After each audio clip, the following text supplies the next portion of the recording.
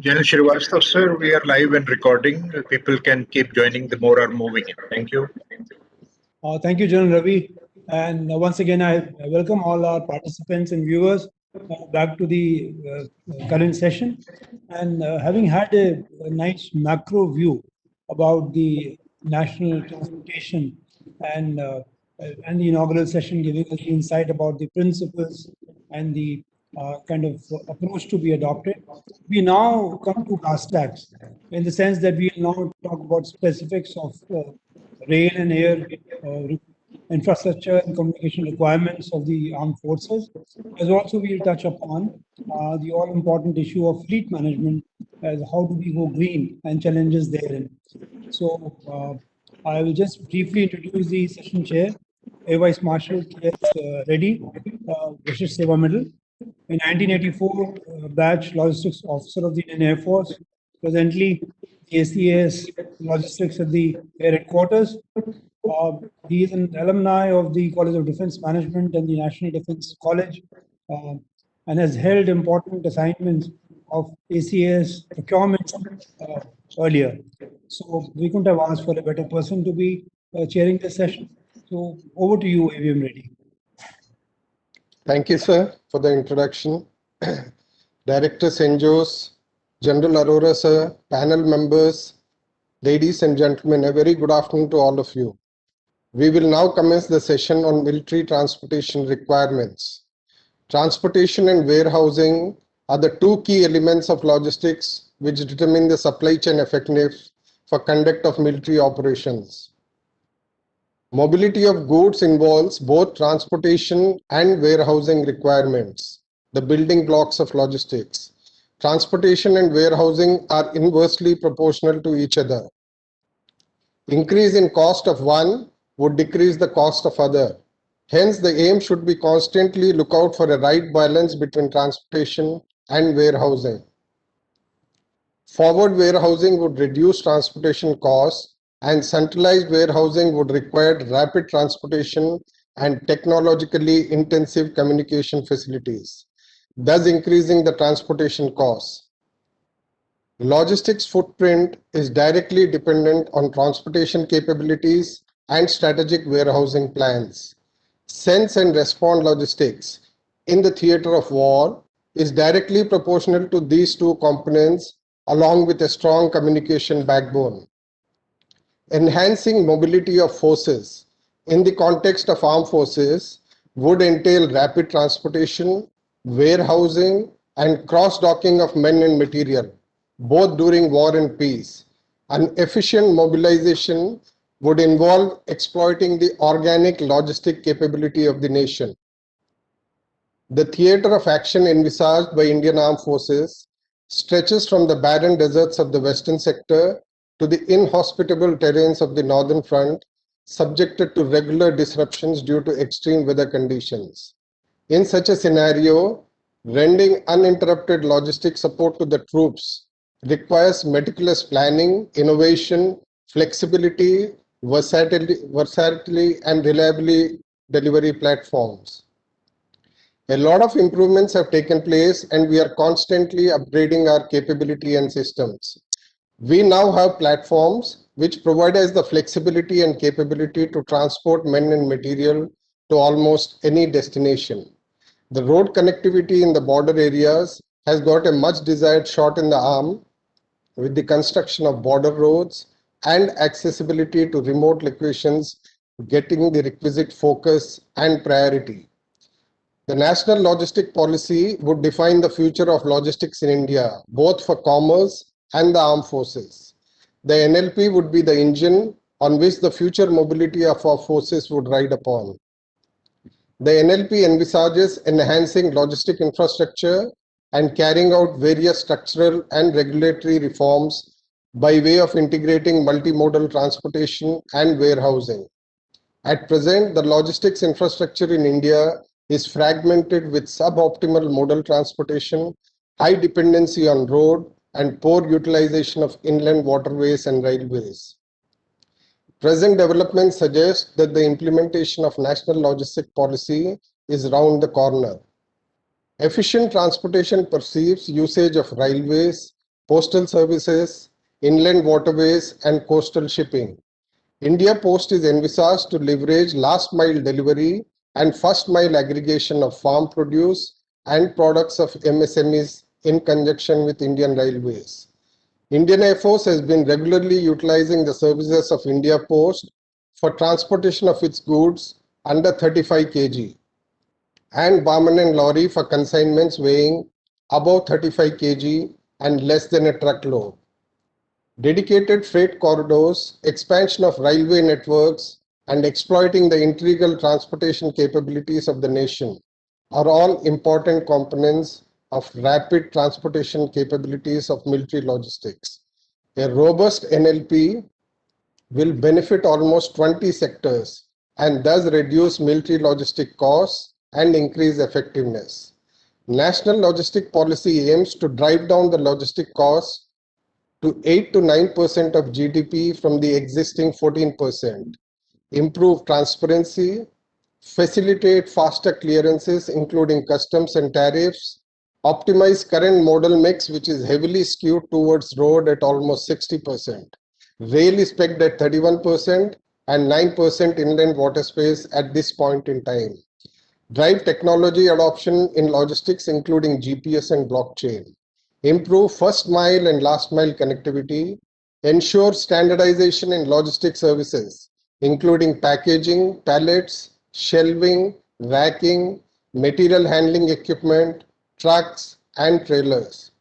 Double the employment in logistics sector and enhance skilling in partnership with Ministry of Skill Development, Logistics Skill Sector Council and other institutions. Green and clean logistics research and innovation including standardized packaging for reuse and interoperability. Strengthen warehousing sector. With that, I have finished my opening remarks. We have 4 speakers in this session covering different aspects of military transportation requirements. I will request the speakers to restrict their talks to the allotted time of 15 minutes each. We have a Q&A session after the talk by the 4th speaker is over. I will now invite the first speaker, Captain T.S. Ramanujam, CEO, Logistics Skilling Council, to commence his talk. Thank you. Thank you, Air Vice Marshal Reddy. Can you please give me the permission to share my presentation, please? Yes, it's done. It's done, Ramanujam. It's done. Thank you, sir. Is it visual? Yes, we can see it I is. assume my slide is visual. Yes, Thank it is you. visual. If you could make it full screen or slideshow. Yeah, thank you. It's yes, it's full screen now. Yes, Director St. Joe's, General Arora, General Srivastava, Air Vice Marshal Reddy, fellow panelists, and those who are kind of listening in to this particular seminar. A very good afternoon to you. I'll stick to my allotted time of 15 minutes. It's a short presentation that I have. Before I start with my presentation per se, I would like to add to certain points that have been made thus far. There has been this talk of reducing our logistic transactional costs, which stands at 14% of the GDP to 9% of the GDP. Now, what it really implies is you need to bring down the cost of your product by 50%. That's a huge ask. And obviously, there are multiple factors that are going to come into play in terms of efficiency in logistics. So and also the paradox of this all is that, if you take the cost per ton mile of a cargo on a transport, our transportation costs are still much lower as compared to international standards. So where is this 14% coming from? It's in the waiting time. It is in the processing time. And that's where digitization has to show us the way. That's where our process planning has to improve. And these are the things, for example, the wait at the ports. There's something called, the lack of availability of a container, for example, for stuffing. and then for when there are ships queuing in for entering harbor, those are the kind of costs that add up to this whole thing. Therefore, what we need to do is do much better as regards the planning.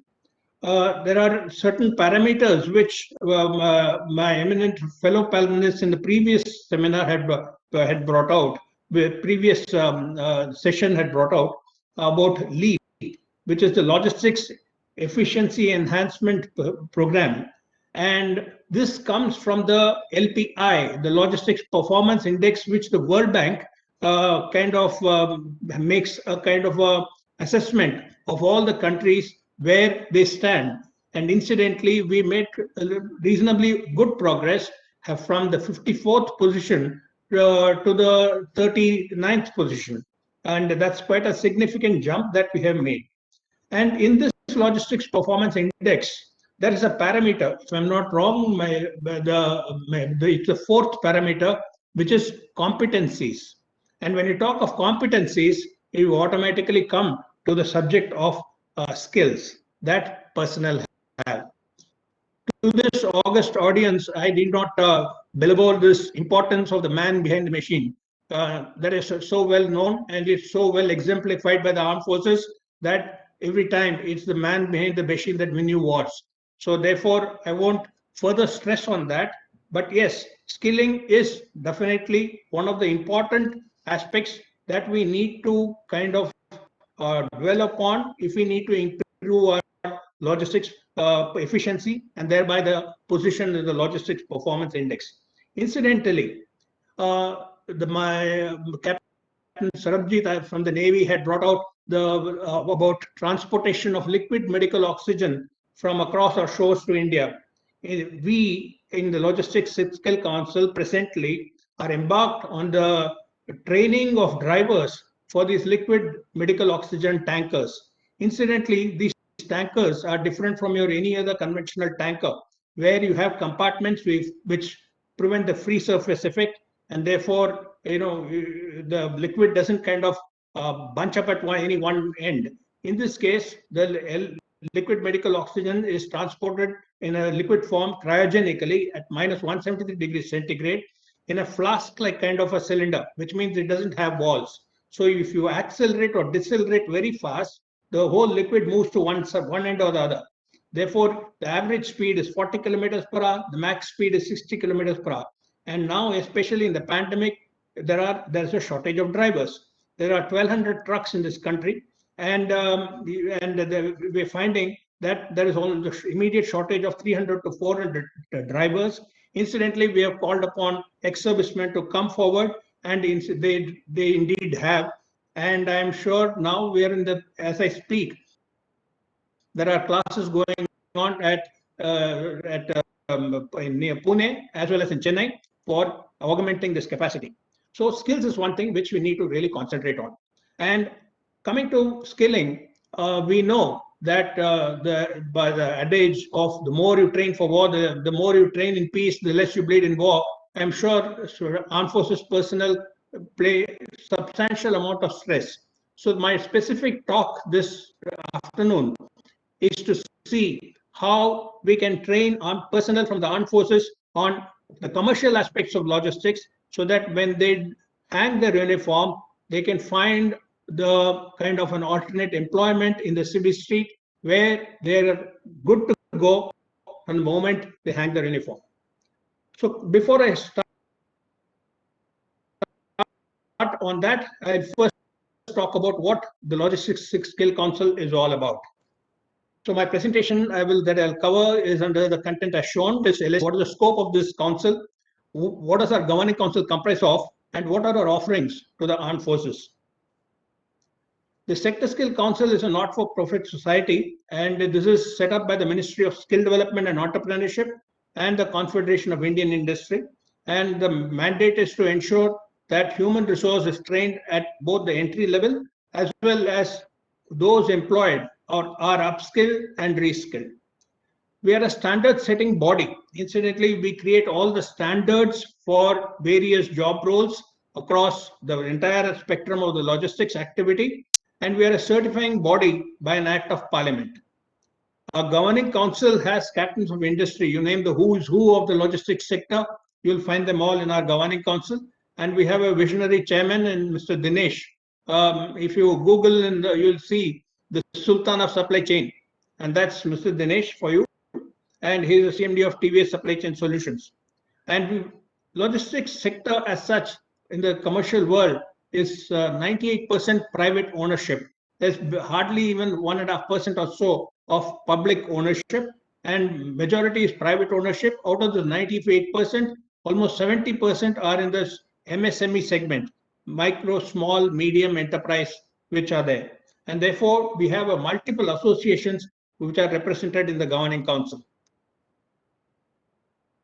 Please have a look at the slide carefully. We cover 12 subsectors, and these 12 subsectors are stretched from the warehousing, land transportation. When I say warehousing, it also includes packaging, land transportation, the cold chain solutions, then the air cargo operations, then the port terminals, IC, inland container depots and container freight stations, then your EXIM, freight forwarding and customs, then your courier and express services, e-commerce operations, rail logistics, inland waterways and marine services, cold chain solutions, liquid logistics, and of course supply chain solutions for the primary sector, that is agriculture, the post-harvest agri-supply chain, and for the manufacturing sector, which is primarily to do with your inbound, in-plant and outbound logistics. So you'll see this has a huge scope. And the council is present in 29 states of the country. And thus far, we've trained about 3 lakh plus candidates. And most importantly, we have placed, please note, about roughly 2 lakh candidates, which gives us a very, very good average of over 63%. There's a huge skill gap too in this sector, which a KPMG study puts it at 53 lakh personnel needed by 2020-25. This is just to give you an idea of who represents in our governing council. You can see, you name any kind of a company across all the 12 subsectors, they're all there in this.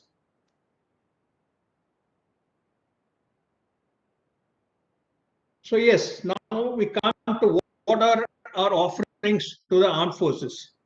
The first is, as I said, we are a body, a certifying body by an act of parliament. We would like to provide the certification services for the personnel while they are undergoing various in-service training. So what the proposal is basically, most armed forces personnel undergo some form of in-service training or other as at each level of the rank.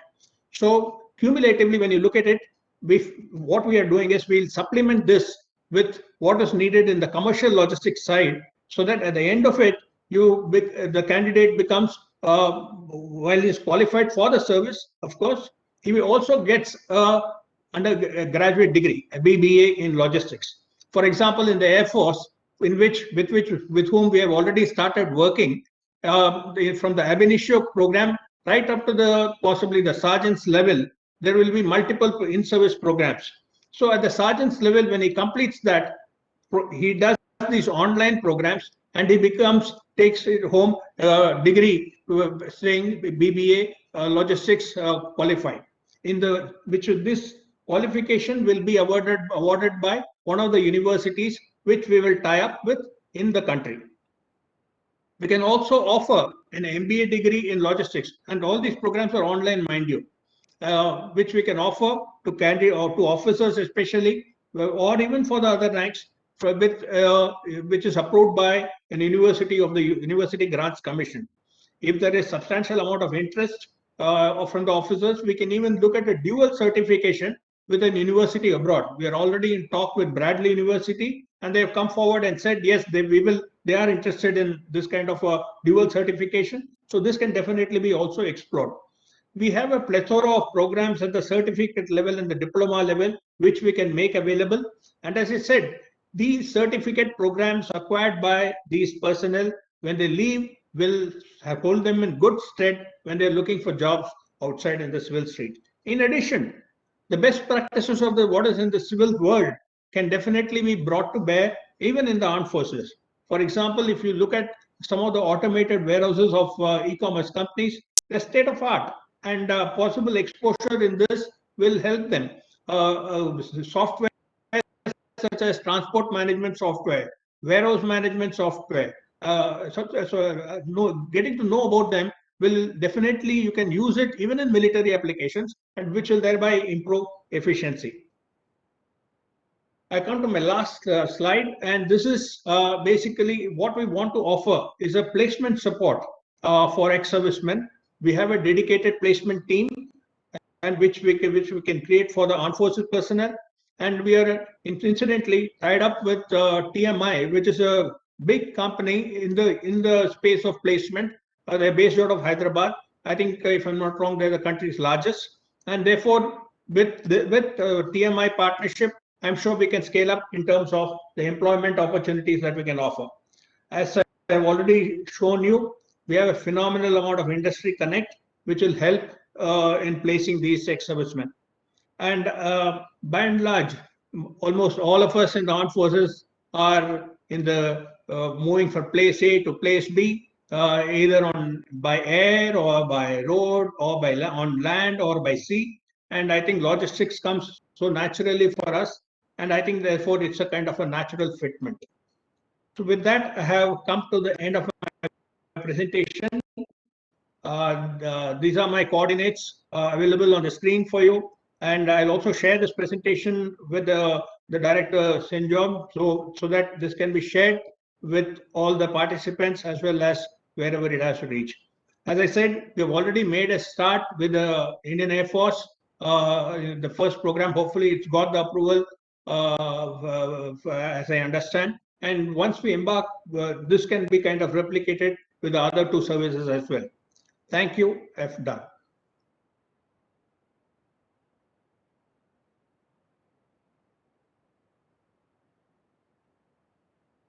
I think he is entrusted with the ardent task of developing the skill sets for the logistics sector in the country. He gave us a bird's eye view on the logistics sector skill council and its functioning. The scope of the sector spread over 12 verticals was covered, and also how contact and liaison is being maintained with various sectors in the country. I think one of the important aspects of his talk was on the opportunities in the sector for defense and how defense personnel can carve out a successful second career in logistics field once they hang up the uniform. Thank you, sir, for a very educative presentation. Thank you, sir.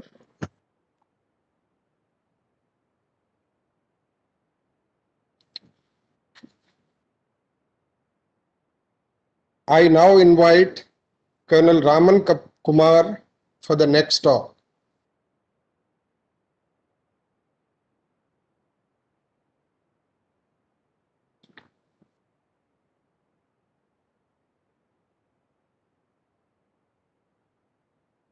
Topic.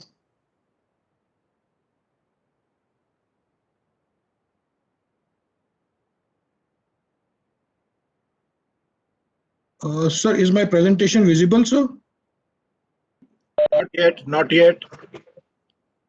Just double click on screen 1.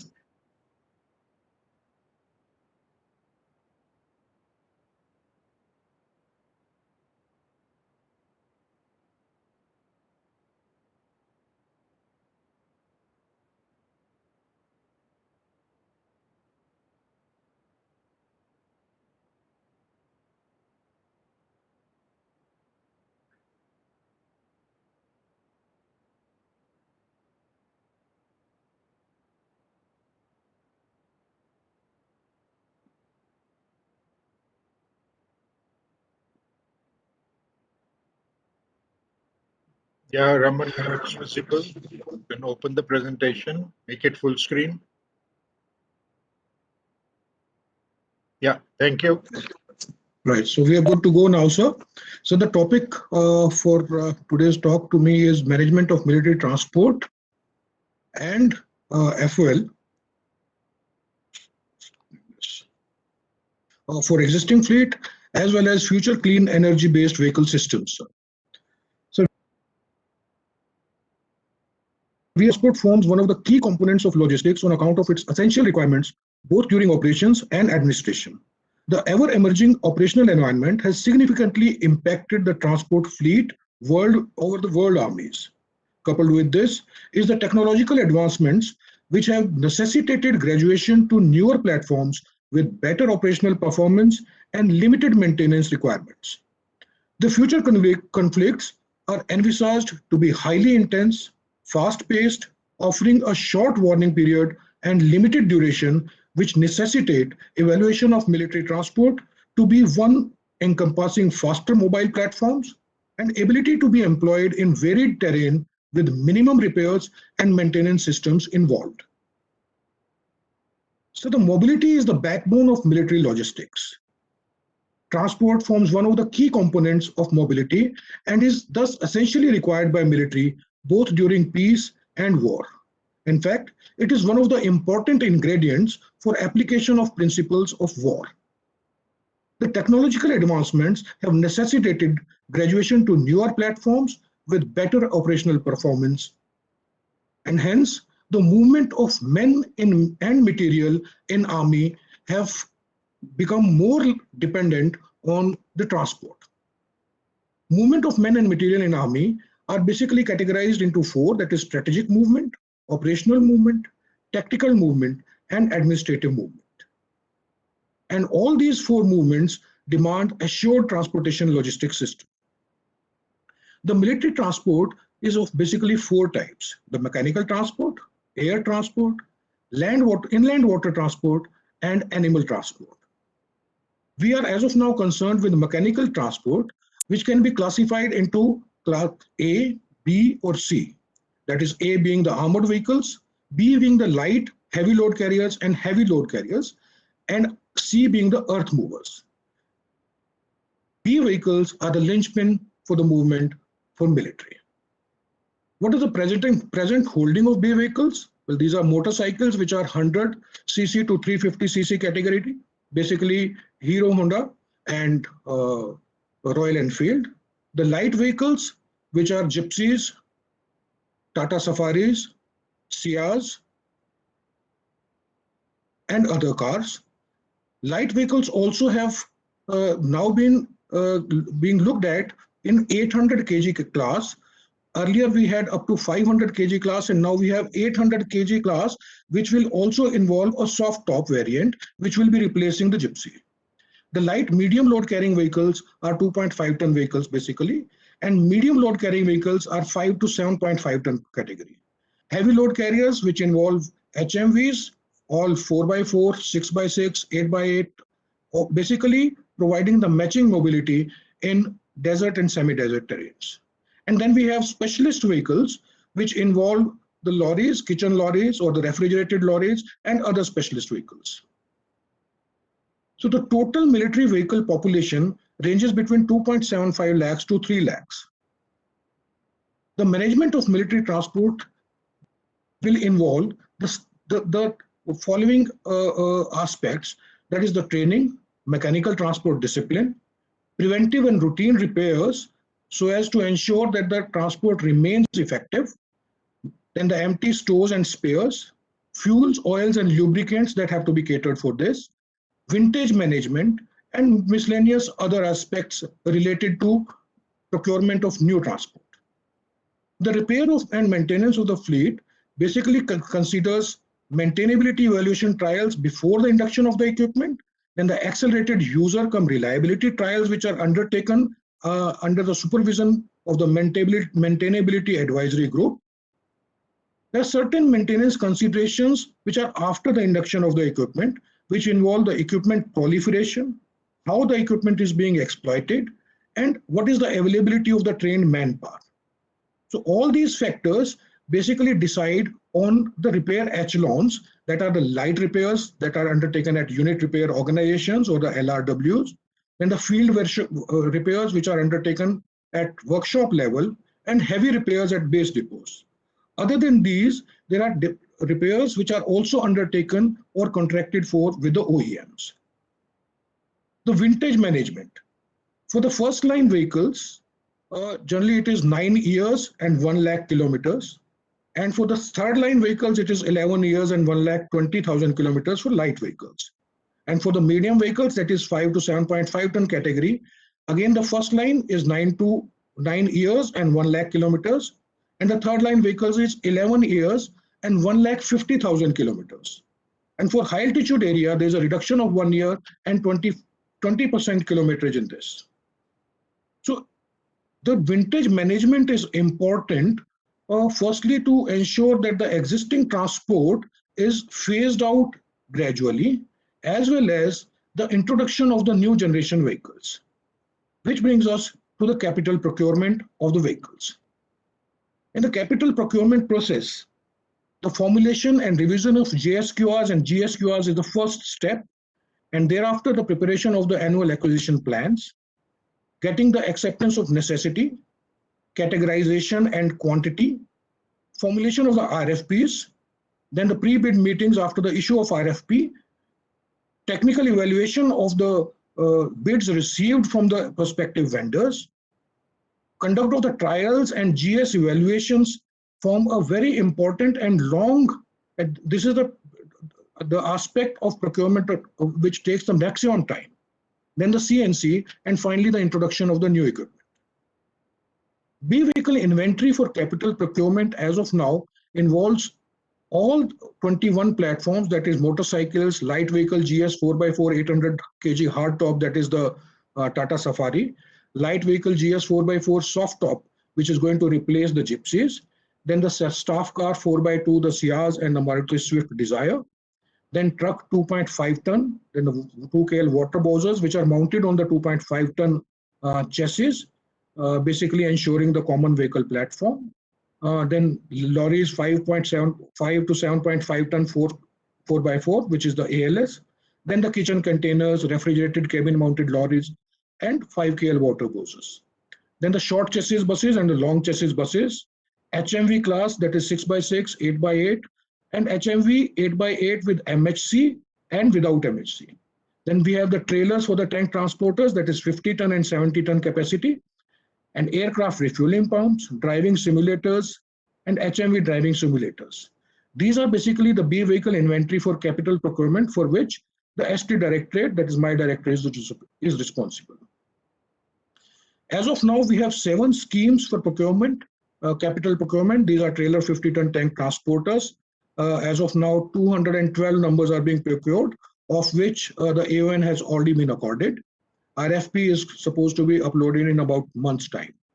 Then the 5KL water bowser, about 750 of these are going to be procured. And for this also, the AON, the case has already been processed for grant of the AON. Then light vehicle 4x4 GS soft top. This is the replacement of the Gypsy, for which the JSQRs have been freezed. And as of now, the case has already been processed for seeking the AON. Approximately, this is going to be the mainstay of the light vehicle fleet of the Army, and hence the total quantity that will be procured over the years will be somewhere around 20 to 25,000 numbers. The first order will be somewhere around in the range of 5,000 numbers. Then aircraft refueling pumps, these are going to be the modern aircraft refueling pumps, for which the JSQR is under revision as of now. Initially, a JSQR was formalized, and during the emergency procurement case which was processed, it was realized that there was certain requirement to the amendment to this JSQR, basically related to the 0.5 micron filter and 1 micron filter. Then trailer 70 ton tank transporter and the prime under consideration at this stage. Now, management of FOL for existing fleet is also the part of my talk. When we say FOL, we have an inventory of 10 items under main grades. All these main grades include this 87MT, that is the petrol or the diesel, and SQ and ATF. All these 10 grades are procured from the PSUs based on the rate contracts. We have 333 items of lubes. Again, these are either through the rate contract with the PSUs, and items which are not available with the PSUs are procured through regular contracts. Now, the fuel management for the existing fleet, since the BS6 norms have started. The BS6 emission norms have started. These norms are also applicable to the fuel. The BS6 fuel has a very less sulfur content, and which is very important for lubrication that is provided to the CI engines. Now, since the lubrication of the engines have reduced, this is being as of now catered for by the oil companies by adding additives. So BS6 vehicles will not provide the desired level of emission control if BS6 fuel is not used in these. However, if BS6 fuel is used in BS3 vehicles, now they have put some additives in that, but still the life of the vehicle gets down by about 5 to 7%. In case of 87MT, for again graduating towards the cleaner fuel, 5% blended ethanol is being provided as of now, pan-India. Initially, the defense services were not very keen on this, but later, somewhere around June 19, the orders were issued to accept 5% blended ethanol petrol for defense services also. Now, what are the challenges for military transport in BS4 or BS6 regime? Basically, the fuels are required to be stored, especially in high altitude area, in barrels and in most field conditions also. And in high altitude area, we have DHPP winter and DHPP 0, that which actually have a very high sulfur content of about 3000 ppm. So if this BS6 vehicles or BS4 vehicles, this leads to catalyst poisoning, and also the after treatment system's efficiency gets permanently damaged. So BS6 vehicles also have the onboard diagnostics, which is based on the sensors. These sensors are also very sensitive, and if there's anything that goes wrong with these sensors, the vehicle will get into the limp home mode, which actually is not desirable. The future clean energy based vehicle systems is the second part of my talk. Future clean energy is basically the buzzword, and this decade may be the last decade probably, which will see the polluting fossil fuels. The renewable energy will now become cheaper day by day, and prices of battery packs and solar panels have already started reducing drastically. The expanding market will further infuse this sector, and the cost of these batteries and the renewable source of energy will further get down. In fact, the world is now spending on the cleaner and renewable energy, and the spending in over the years has more than doubled from approximately 230 billion to 501 billion in just about last one decade. The cost of solar energy also over past 40 years has reduced by 99%. Well, if this being the base, we carried out an environment scan. And it is important to note that out of the total emission that is there in the environment, 14% only is attributable to the transport fleet. And of this, military fleet is only 0.14% out of the total vehicle population in India. As such, the military fleet runs just about 1/10 of the commercial fleet.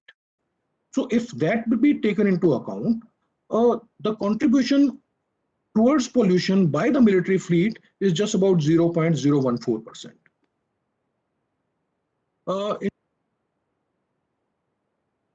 They have taken a blanket national security exemption from meeting the emission norms. As of now, US Army, all their vehicles operate at Euro 3 specifications. Coming to electric vehicles, there was again a study carried out, and US Army also, both US and British armies, world armies, are as of now toying with the idea of electric vehicles, and none of the armies have introduced these vehicles per se on a large scale in the combat zone. What the Niti Aayog policy says on EV is basically to say that as of now, they are looking at introducing EVs on small public and rural transport, in two-wheelers and three-wheelers, including three-wheeler load carriers, and simultaneously they are also looking at government transport and taxi fleets basically, but not in a very major way as of now. The assessment of EV adoption in various segments also states that about the two-wheelers, somewhere around 9 to 10% penetration of two-wheelers by 2025. E-rickshaws again up to 40% shift to lithium-ion batteries by 2025, and adoption of four-wheelers to stay limited to overall penetration of the vehicles to about 2%. E-buses, yes, will be the leading category in these four-wheeler categories. So, what is the inflection point for EV in India? It is basically contingent on two factors, that is the total cost of ownership as well as the upfront cost.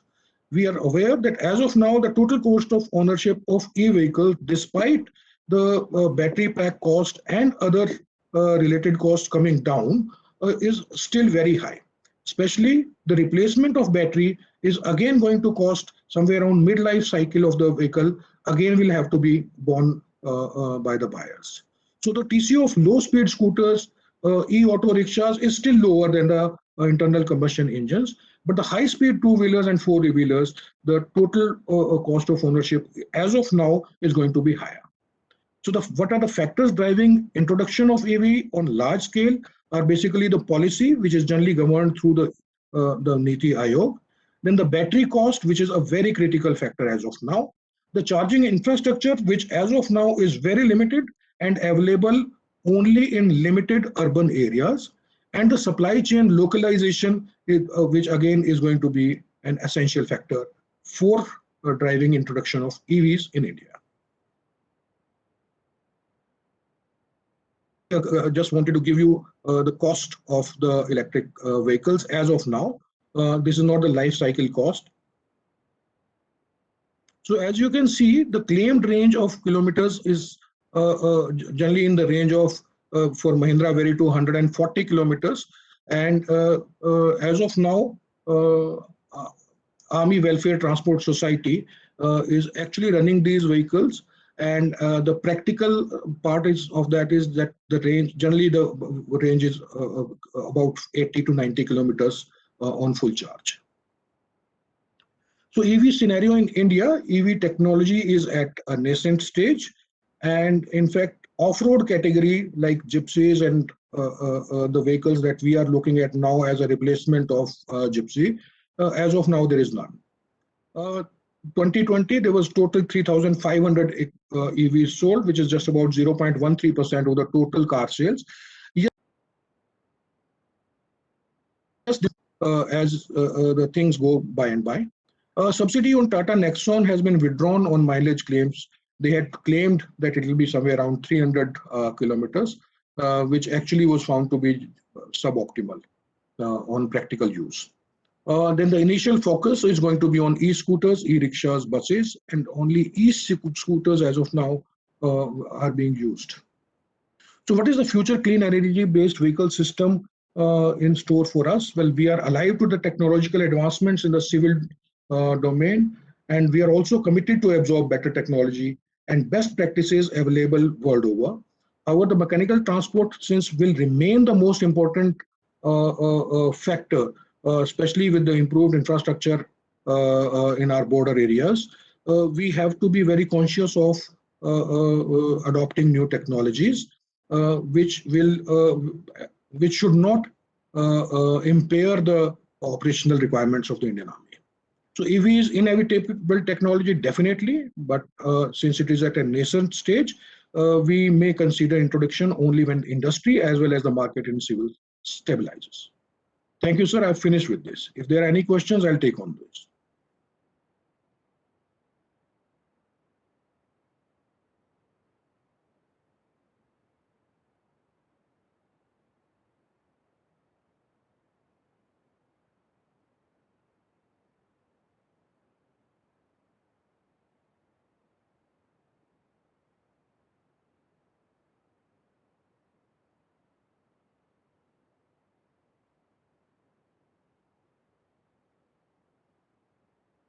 have no idea.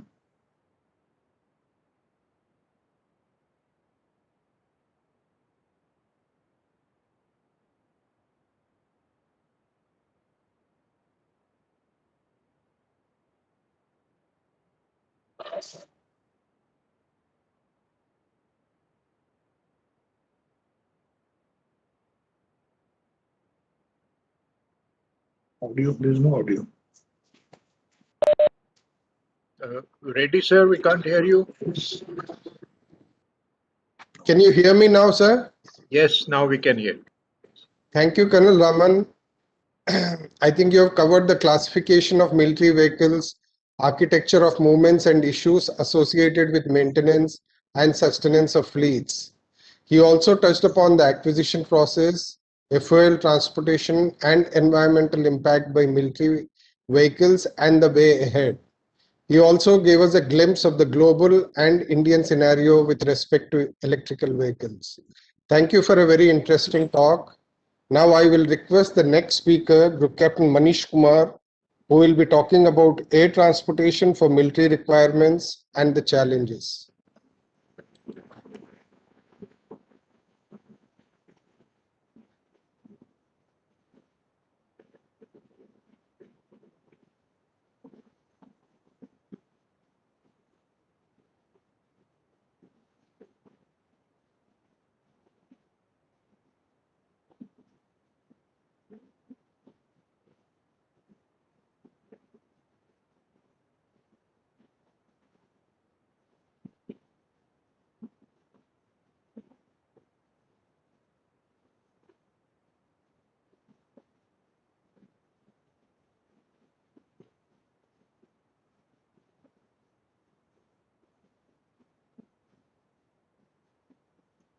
Manish, we can see your screen, but we can't see your presentation. Please open it.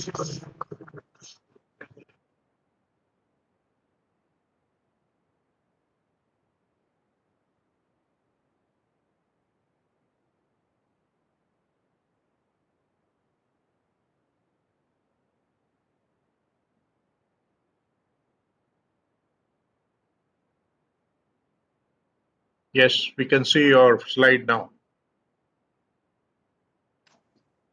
But I can't hear you.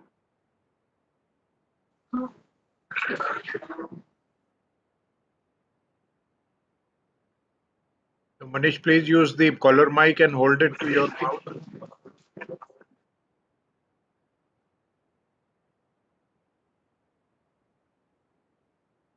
No, Manish can't hear you.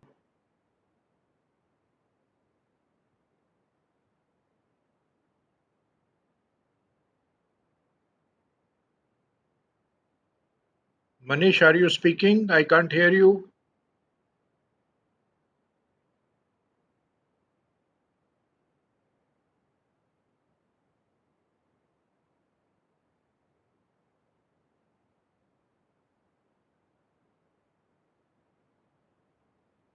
No, Manish, no audios yet.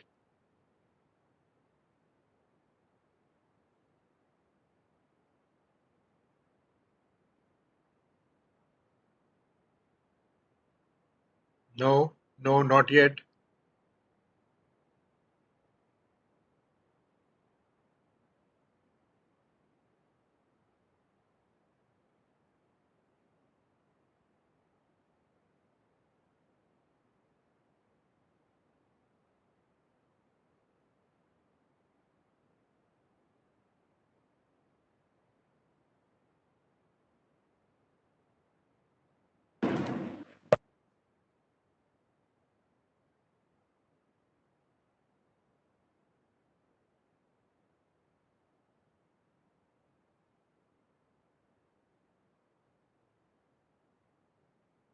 Just test it. Manish, test it. No, can't hear you.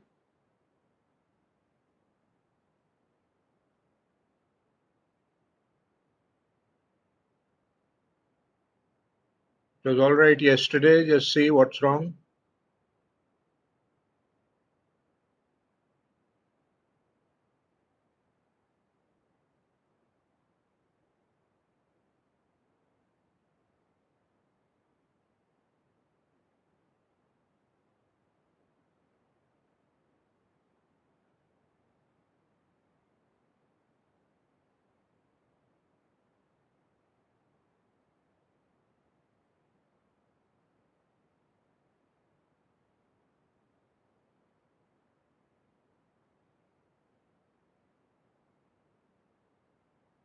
No, Manish, I can't hear you.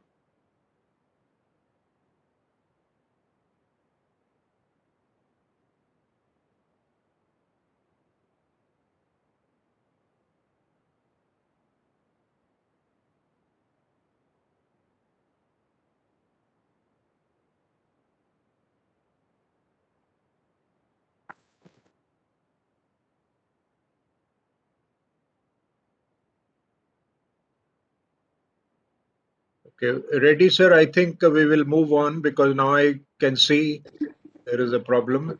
And wait, Manish, say something.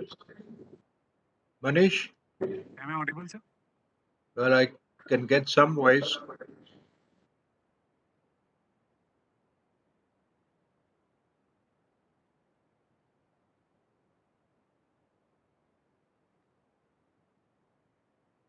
Am I audible now, sir?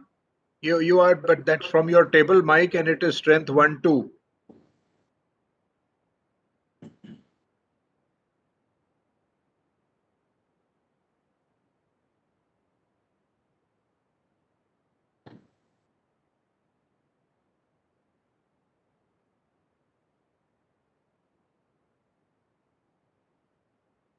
Sorry for the disturbance, sir. I'll Yeah, start can you fresh.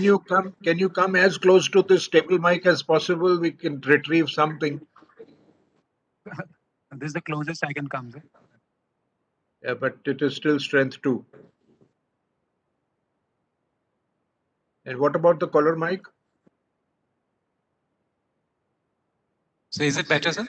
Yeah, now please hold it close to your mouth. Go on. Okay, so good afternoon, distinguished members of the faculty, esteemed panelists, participants from the industry, ladies and gentlemen. It's a matter of great pride for me to be addressing such an august gathering. I would be talking about air transportation, both from a military as well as a civil requirement perspective, the challenges therein, and the way forward. I begin with a historical reference. In June 1948, West Berlin had been blockaded by the Russians for almost a year in order to force the Western allies to abandon it. However, instead of succumbing, an airlift campaign of such magnitude was sustained by the allies for almost a year that over 280,000 sorties were flown during that period, airlifting more than 2.1 million tons of supplies into West Berlin. Such was the impact of use of air power that the Russians were forced to abandon the blockade. This, in a nutshell, showcases the potential of air transport operations as a game changer.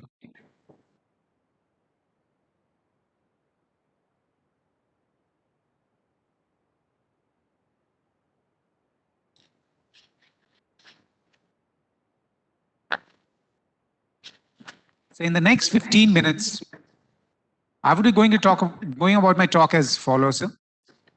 Briefly, I'll dwell on the IF airlift capability, both strategic and tactical.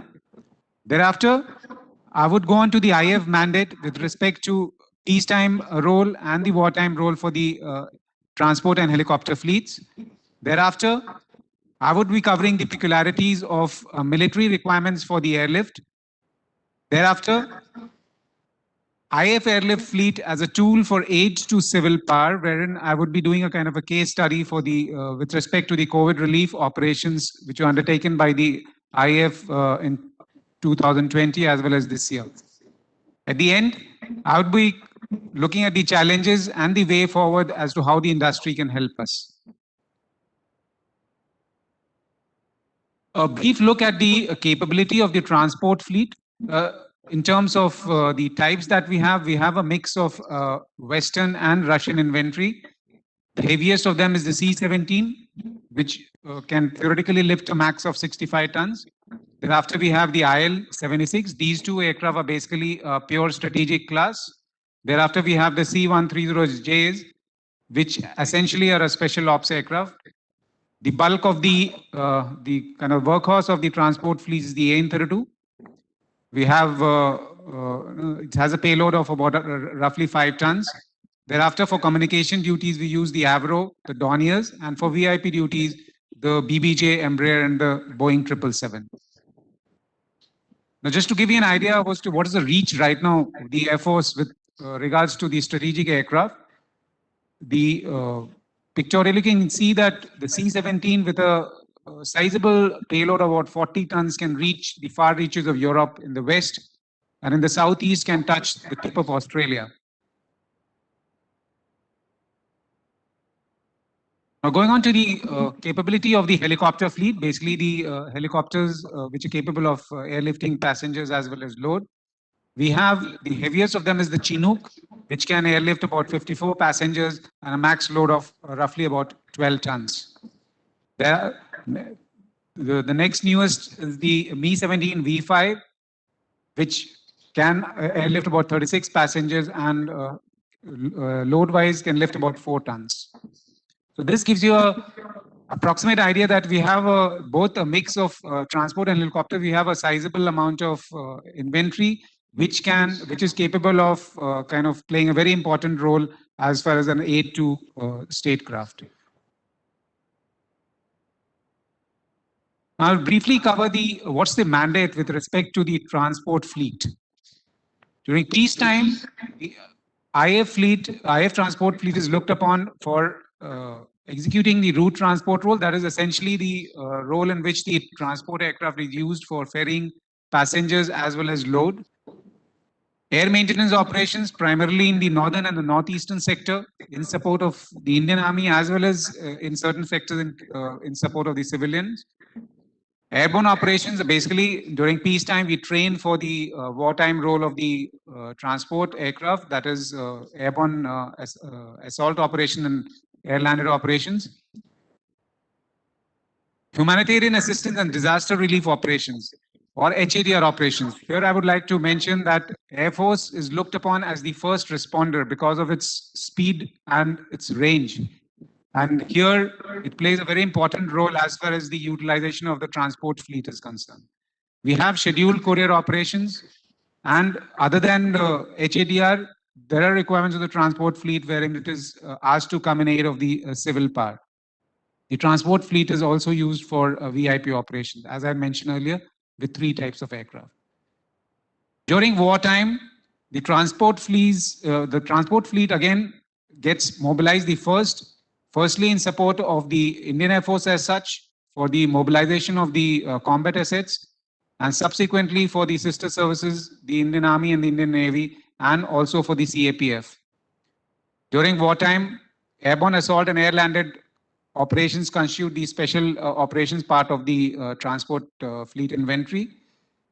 I would also like to bring out here that the air maintenance for the sister services continue, or it's also mandated during wartime. Coming to the helicopter fleet, basically employed for, I'm talking about the airlift, the helicopters, primarily employed for the route transport role for ferrying passengers and load. They play a very key role in the air maintenance operations in the northeast, where the terrain is such that only rotary wing operations are possible in most of the cases. They are again primarily used for casualty evacuation both during peace as well as war. They play a very important role because of the versatility and the kind of operation that they can undertake. They are routinely tasked for aids to civil authorities, whether it is dousing of forest fires or rescuing pedestrians or rescuing mountaineers on hilltops. They also, during peace as well as wartime, are training for battle inoculation, and they also undertake VVIP and VIP tasks. Now, talking about the military airlift requirements for the transport fleet. Now, one of the biggest challenges for the IF's transport and helicopters fleet in the recent times has been the sustenance of the Indian Army at remote locations, both in the north and the northeastern sector of the country. The sheer magnitude of the logistics effort required, coupled with the fact that aircraft, helicopters operate at the extremities of their machine performance, makes the task really challenging. But with the induction of C-17 Globemaster, Mi-17 V5 and Chinook heavy lift helicopter, not only have all the records of air maintenance operations been broken in the current year by airlifting almost 38,000 tons, but there still is substantial residual air effort available for humanitarian assistance and disaster relief or HADR missions, and the missions in aid of civil power both within and outside the country. Now, this gives you a kind of a methodology, the way the air maintenance tasking is executed in the Air Force. Basically, the requirements come to the MOD, and finally, through Air Headquarters, is passed on to the various flying units, depending on the kind of platform which is going to be used.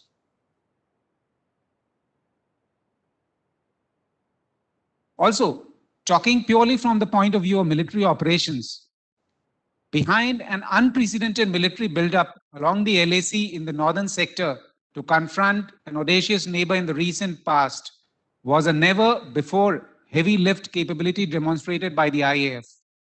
The induction of strategic airlift assets like the C-17, the C-130, Super Hercules, and the Chinooks over the past few years has hugely enhanced the IAF's ability to airlift combat-ready troops and support equipment in hugely compressed timeframes. Now, coming to IAF airlift as a tool for aid to civil power. I think this is where we have been very visible the past 2 years at least. Now, talking about the transport fleet utilization as an aid to civil power, IAF, especially the transport and the helicopter airlift fleet, has transformed itself in recent years as a vital cog capable of influencing, enabling, and supporting multispectral operations. Owing to this flexibility and diverse capability, IAF offers varied options to policymakers about its employability for aid to civil power. IAF is the first responder in case of any crisis situation, and true to its reputation, the transport and the Hepter fleet of the IAF have been flying 24/7 since 16th April last year till date in support of the government's efforts to combat COVID-19. To just give you an idea as to what is the kind of airlift that we've undertaken towards the COVID relief is last year, that's 2020, we had airlifted almost 862 tons of load over 582 sorties, flew almost 763 hours.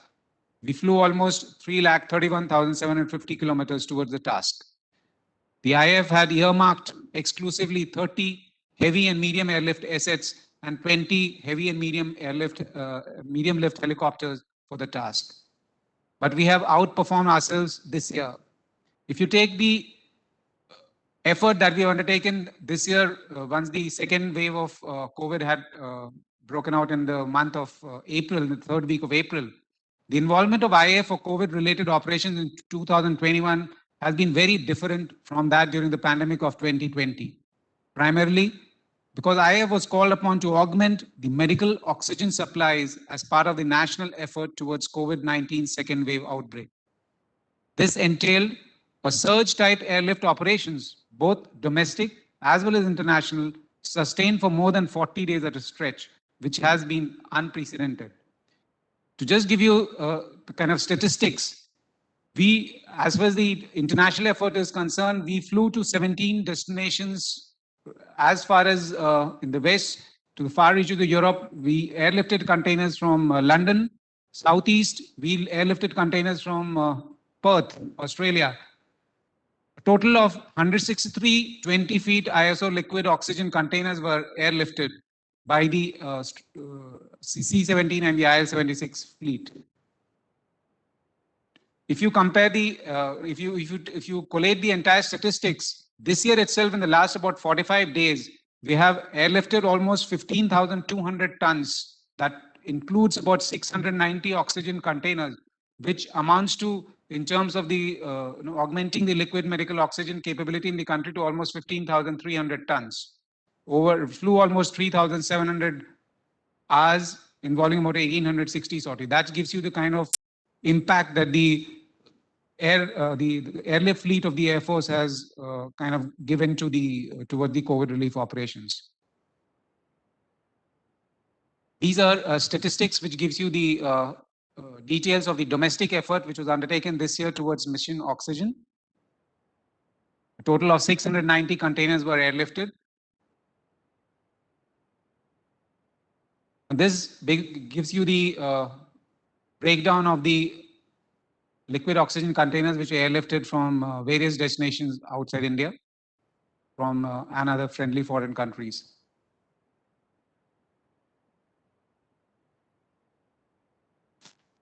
Coming to the challenges. Now, as I brought out earlier during the role of the transport fleet, the civil aircraft has already been factored into our operational mobilization plans, both for the Indian Army as well as for the Indian Air Force. Now, this, as per the agreement which was signed post 2611, all airline operators in the country are signatory to this agreement that in case of a requirement post an outbreak of a contingency, the Air Force would be utilizing their civil airlines for augmenting the mobilization plan. Now, the impediment that we see here is that the aircraft available with the airline industry, not all of them meet the military requirement in terms of cargo as well as carriage of armament, primarily because of non-availability of a ramp door with the aircraft which is available with the airline industry, the civil industry here. Also, there's a requirement of a dedicated and diverse cargo aircraft inventory with the operators. As you would agree, the military cargo is at times oversized and outsized. So we would require, if the Air Force is to bank on the civil airline industry for meeting or augmenting its wartime effort, we would require aircraft which are capable of probably lifting up 30 tons, also aircraft which are capable of lifting about 5 tons in one way. Based on our experiences, both with the COVID relief operations, other HADR missions, and the various war games that we do, entailing our utilization in the wartime role, a major challenge which we found is with the advent of the Western fleet, the load or the optimum exploitation of these platforms can only be done in case the load is palletized. And for this purpose, the load pallets have to be be available across the country, pan India. Also, a very important aspect which I need to bring out here is that though the C-17 class, which is capable of airlifting 60 tons, but it can only be exploited if we have compatible ground handling equipment, which primarily involves scissor lift or cargo deck loaders and other air transportable critical ground support equipment like long arm cranes and all, which in our case, if the aircraft were to operate from austere and remote locations, probably the equipment, these ground handling equipment would have to be air transportable. Also, as I had covered, during the air maintenance operations are both a strategic as well as tactical aircraft operate to advanced landing grounds in the north as well as the northeast. So in order to again optimally utilize in terms of getting the max payload out of these ALGs, the infrastructure there needs to be ramped up in terms of extension of the runway and kind of strengthening the pavement there. If I have to kind of tabulate what is the way forward, provisioning of universal pallets, there is a 463L type. This is the type of pallet which is universally available, universally acceptable across all modern aircraft. So this should be available with all state government, all government agencies which requisition for an IAF airlift. Right now, what we are doing is that the operating unit carries these pallets and exchanges it, or in certain cases, there are aircraft which have to be launched in advance to position these pallets. And obviously, it entails a delay in the load palletization also. Also, right now, almost the entire inventory of ground handling and support equipment which we have are all either Western or Russian. So we would like more indigenous production of ground handling and support equipment, preferably air transportable in terms of hydraulic cargo deck loaders, heavy duty forklift of 5 and 10 ton class, and air transportable towing tractors. Also, our remote airfields, as I covered earlier, the infrastructure should be ramped up so as to support C-17 type operations in order to optimally utilize these strategic platforms. With this, I have come to the end of my talk. Any questions I would handle? Thank you.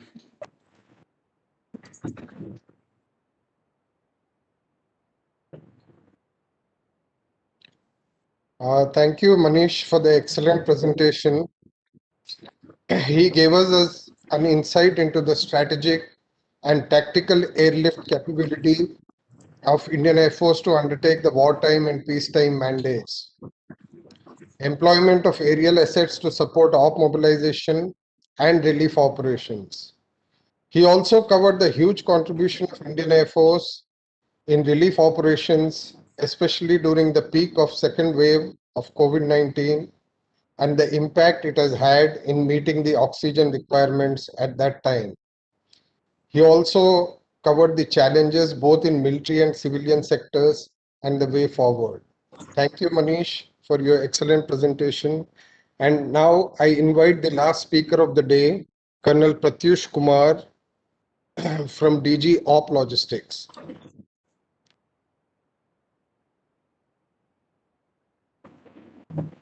Good afternoon, sir. Can you hear and can you see the slides which I'm just sharing, sir?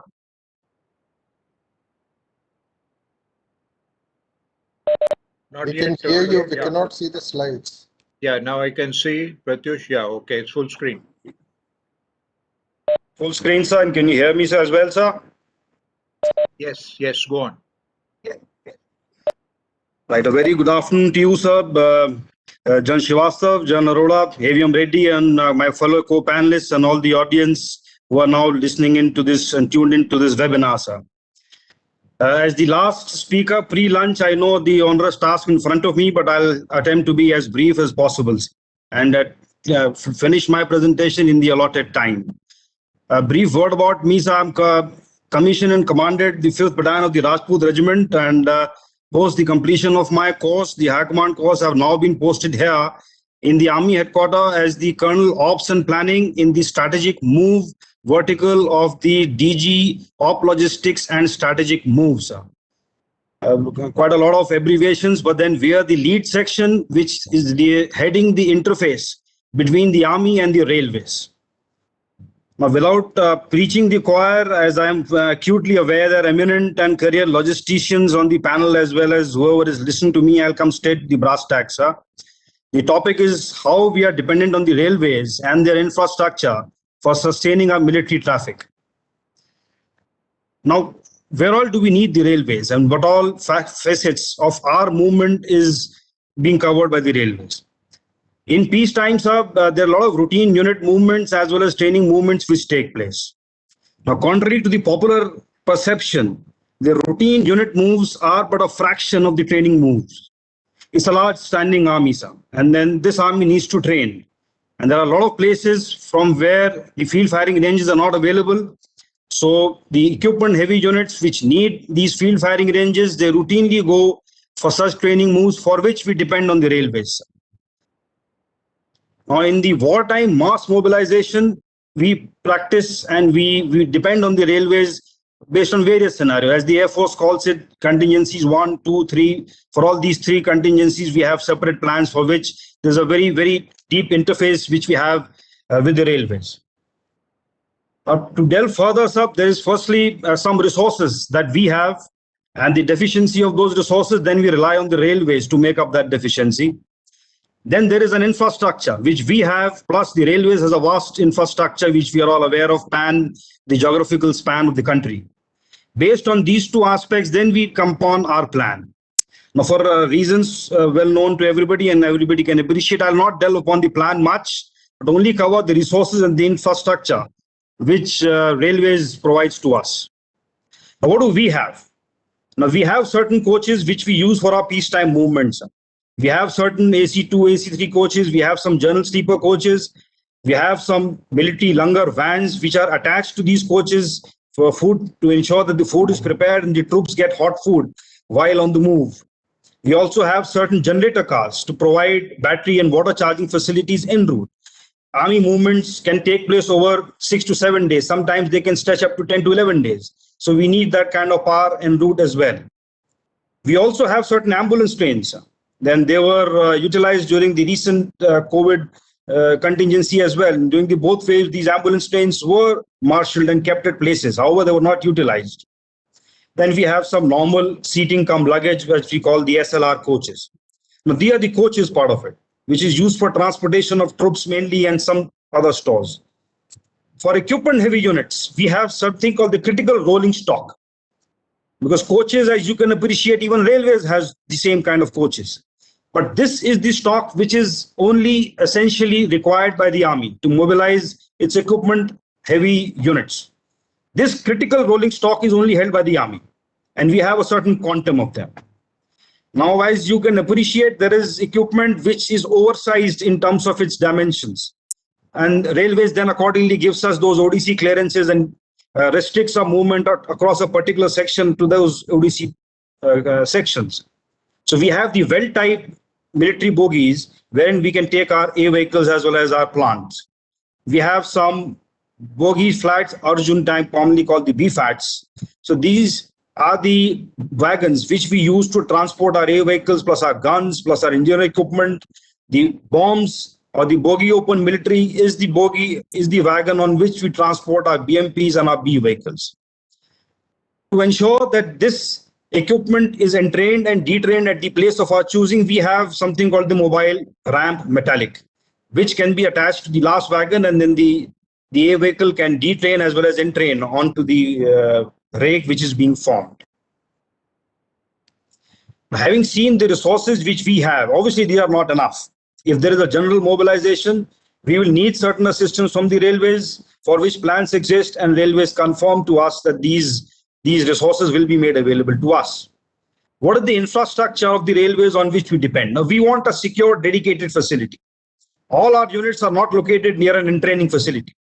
So the units have to go from their respective permanent locations to these entraining facilities, which should be secure. There should be an access road where these vehicles can then circulate, the troops can unload and then mount those trains. There needs to be a circulating area. There needs to be some battery and water charging facilities. And goes without saying that we need a secure perimeter at these locations where we are entraining as well as detraining. Now, these locations comprise of ramps, yards, and sidings. Together, if you count all these three, these are called additional railway facilities.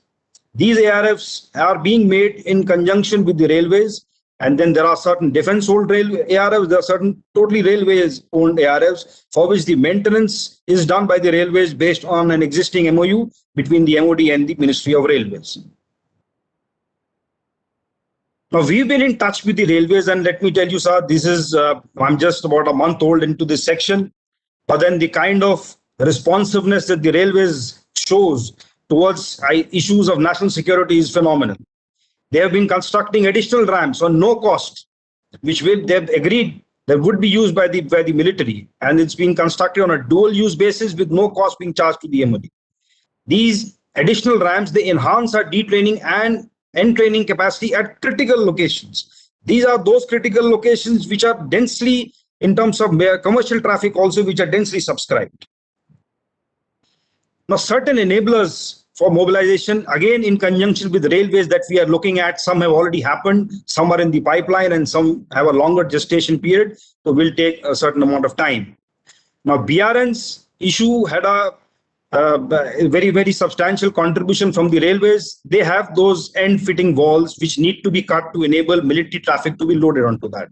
Railways have agreed, and they are in the process of modifying those BRNs to enable us to use them. The NMG train, what the railways had done was remove all the coach or the seating capacity from a normal GS coach, and they were using it for transporting their B vehicles. We had approached them, they had agreed, and these NMG coaches are now available for transportation of even military B vehicles. Now, these coaches can be attached to a normal rake, and then all our B vehicles can mobilize to the respective op areas using these NMG trains. Additional passenger trains is what we had requested them. They have agreed, plan exists, and the railways have agreed to provide those kind of passenger trains for movement of only our troops. Hydraulic trailers now are not essentially a railways issue, but then we've been in talks with the MORTH as well to evolve a joint SOP on requisitioning of these hydraulic trailers. There is a Hydraulic Trailer Association of India, and the Secretary MORTH and the DefSec have agreed on these particular issues of requisitioning these hydraulic trailers and making them available to the Army as and when we requisition them. The issue of mobile metallic rams and additional end rams I have already touched upon. Now, one game changer in conjunction with railways, just to give you a brief background, this issue goes back about 2.5, 3 years, when the whole DFC, the dedicated freight corridors, were there only in their planning stages. The DGOL and SM Directorate took a lead in this, carried out an interface with the railways. Now, DFC, as you are aware, DFCCIL is a fully owned subsidiary of the railways. So we had that kind of close cooperation and coordination with DFCCIL to even decide on the alignment of these DFCs so as to have a better dividend for our plans as well. As you would be aware, on 14th of June, we carried out this trial on a commissioned track between Rewari and New Fulera, wherein 2 rakes were mobilized along these DFC routes. And we are in the talks again with DFC to further enhance and further synergize this process. This will be a potential game changer for our mobilization. It will enable faster movement. It will enable no ODC implications because there will be no oversized cargo for these. And this higher priority for military traffic. What they have assured us that 24 hours from end to end is what a rake they promise to make it reach its destination. Now imagine the kind of impact that will have on our MOB plans. There's one small thing which we are still in touch with them and we are in the process of resolution about last mile connectivity. So we need to have some feeder lines. DFC, as you're aware, as you can see on the map also, it connects A location to a B location. But we need certain feeder lines to branch off from the DFC to take us to the places where we want to go and then carry on our detraining, and then further on the units can move by CST or by CSTTs or whatever. So this is an issue which is a work in progress and I'm sure something positive will come out of it. These are the photographs of this DFC trial which I just talked about. Defense and railway owned rakes, both for trial validated. The speeds which we achieved on these on this route is much in excess of what has been our planning parameters for our operational rail move plan. Another initiative which we have taken in conjunction with the railways is planning some strategic railway lines. Now, these strategic railway lines is one in the north and then there are 3 in the east. On the north, we have the Bilaspur, Manali, Leh line. And on the east, we have Pasighat, Parshuram-Kund, Rupai, New Lakhimpur, Bame along, and Misamari, Tenga, Tawag. The audience here needs no explanation as to the operational and the strategic importance of the end stations wherever these lines are proposed or intended to terminate. Now, these strategic railway lines the railways are doing their final location survey, and there is an existing agreement between the MOD and the railways. After the final location survey is over, we need to expedite the construction of these planned railway lines, and as and when they fructify, again, this will be a huge game changer along both these 2 axes and will have a major implication of our preparedness along the northern borders. Certain other issues which we are taking up with them and they are responding to us is development of universal wagons. What we've told the railways, and it's in the design stage now, is design a universal wagon which the railways can use during peacetime so that we don't have to own any stock. And then whenever we need them within 24 hours, they can make that stock available to us at the specified locations wherever we want them to be. So this design is in an early stage of fructification and we are extremely hopeful that this will also come about. Now, the joke in the subsection is that anyone who's had a tenure in the ops and planning section should then be sidestepped to the military cell at Railway Board, so that whatever policies and whatever strategic issues the Railway Board is considering, they have some military input as well to the Railway Board. The rolling stock management is a huge challenge for my section, for which initiative had been taken, and it's in the fructification stage, in the sense that we have started exploiting it. We'll be commercializing it in a few months' time. All that stock that we owned, we did not know where it is. So now what we've done is, in conjunction with railways, we have started putting that stock up on the Fleet Operation Information System, the FOIS and the COIS system, on which the 98% of the railways commercial traffic is presently running. We used to run our traffic on a very clearly analog mode. But what we have done now is put our stock as well on that FOIS to enhance the asset visibility. Now, since railways and army, the MOD both are non-profit government entities, we had again approached them to reduce the charges which they take from us for movement of our troops, our equipment, our personnel, our stores. So that is again in a very advanced stage of negotiation with the railways. The railway lines of strategic importance, which I covered in the previous slide, are very, very capital intensive. It is going in excess of few lakh, with more than the defense budget of a year. So what we are in the process to tell them is to declare these projects as national projects so that the funding is partly shared by the Consolidated Fund of India. So those kind of negotiations are on. But we have told them that these lines are absolutely essential to us. They have agreed on our need to increase the speed of military trains, and this has happened. The ODC sectional speeds they have agreed to, and this has led to compression in our mobilization timelines. We had approached them for additional training and detraining facilities, especially in the western on the western front, which also they have agreed to, and they have constructed or in the process of construction of few additional end ramps. Now, there's another issue which is critical, at least in the eastern command. There are a lot of railway bridges for trans-river connectivity, but we don't have that kind of road connectivity. So we came up with a design that should an emergency arise and we need to use these railway bridges for movement of B vehicles. So those railway bridges, considering little modification on those bridges, we could use them for movement of B vehicles across. So this design is also under advanced stages of fructification with the RDSO, the Railway Design Board, and we hope to see some kind of movement in this as well. Modification of railway bogies for dual use, that I've already covered in the previous slides. That is all I have to cover on behalf of DGOL and StratMove Directorate, sir. Thank you so much.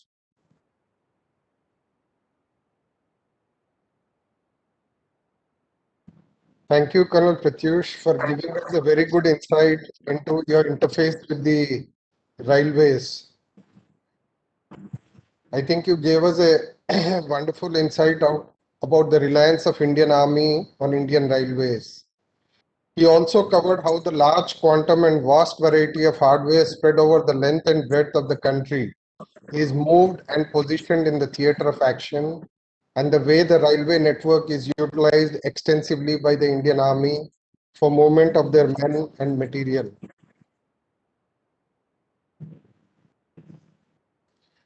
General Arora, sir, can I sum up the session, sir?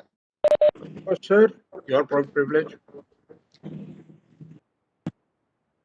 I think it was a very productive session on military transportation requirements. There was clarity on what is required in this area in terms of massive skilling required in the civilian sector. There is a need for adherence to environmental regulations and requirements, especially in terms of vehicle and fuel usage. There is a need for using all modes of transportation available optimally. There is a need for issues in air transportation to be addressed in terms of adequacy of palletization and ground handling equipment. Implementation of national logistic policy will be a game changer in terms of availability of regulatory authority and standardization of various issues related to logistics. There is a need for armed forces to align military logistics to national logistics and to project the military specific requirements for their inclusion in the policy. And I'm aware this is already being coordinated by headquarter IDS after collating various inputs from the three services. I would like to thank all the panelists for their wonderful presentations and also the organizers for giving me an opportunity to chair this session, and especially General Arora for guiding us through the online setup for this session. Thank you, sir. Welcome, sir. Yeah. Srivastava, sir. Thank you so much, AVM Reddy and the distinguished panelists who have given us a very good insight into issues related to even the fleet management and as to whether we can migrate to blended fuels, what are the challenges, electronic vehicles, what are the challenges there. Indeed, that transition is not going to be easy. At the same time, one has to move along with the policies for pollution control. So that's a lot of balancing that will be required there. We have to be very clear about our technologies that we want to stay with, because only then the industry will understand our requirements clearly. And as far as the air transportation and railways are concerned, these are well known. While a lot of forward movement is taking place, as was demonstrated and showcased by Manish, as to what the present Air Force capabilities are towards providing strategic lift from all over the world. In this case, salutary effort. And as far as the railways are concerned, once again, a lot has changed and is changing. The requirements of forward locations, forward basing of our formations to facilitate transition to crisis and conflict. All that also carries on. Much of that has already happened. So, but nonetheless, because of the requirement to have dual task forces, our reliance on speedy mobilization will remain, and ours is a huge country. So any amount of cooperation with the railways is just about not enough. I just wanted to ask one question to Manish. Pratyush. Pratyush, are you there? Yes, sir, I'm here, sir. Yeah, Pratyush, there used to be that MOU having that 5.5% and 2% or 1.5% kind of charges, which actually, when you keep adding on to the yearly costs of those things, it tantamounts to a huge amount of money running into crores for maintenance. I hope that has been rationalized in some way.